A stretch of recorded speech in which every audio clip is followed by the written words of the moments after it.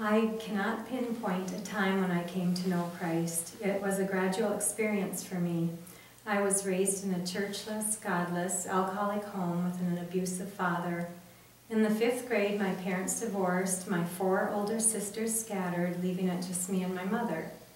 I spent a lot of time alone. We lived in the country with just a couple of neighbors within a mile, and my mother worked as a waitress working till closing time and already gone when I got home from school. I don't know when the seed was planted to even know about God, but I remember times of being so lonely and scared, and that is when I absolutely knew there was a God. I didn't realize you could actually talk to him, but I felt his presence and knew eventually everything would be okay. At age 12, my mother was sent away for treatment for her alcoholism, and I spent about a year in foster care and became friends with a troubled teen a couple years older than I. And I started the numbing process with anything I could get my hands on, anything to avoid facing reality. At the end of my 17th year of age, Jim and I started dating, and it was certainly God moving, as we were an unlikely match. He turned around the path I had been on, and for some reason, always loved me, even though I was often distant, cold, and unlovable. The next time I thought about God and going to church was after we had our first baby. It was a much bigger responsibility than I ever thought it would be, and I knew I needed divine intervention. I was determined to give it all that I had to be a better parent.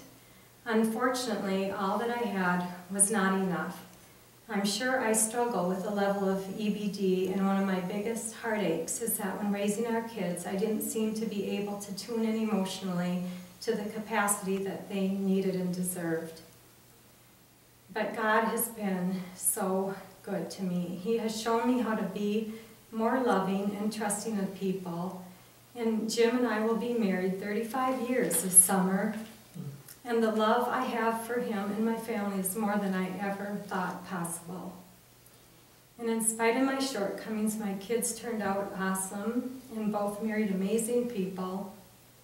And one of my greatest blessings to me is that I get another chance to give to my precious grandchildren what I didn't have to give as a mother.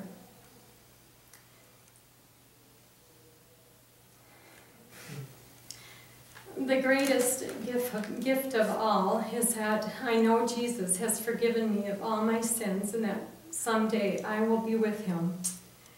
And by this baptism, I am assured that there are no stones left unturned. I hunger for a deeper connection with God, and I want to be more obedient in every way according to his will. I am so thankful that I have come to realize that there is nothing more important. And thank you to this church family for being such wonderful examples of what it means to be a real Christian. I feel so blessed to be here. Thank you.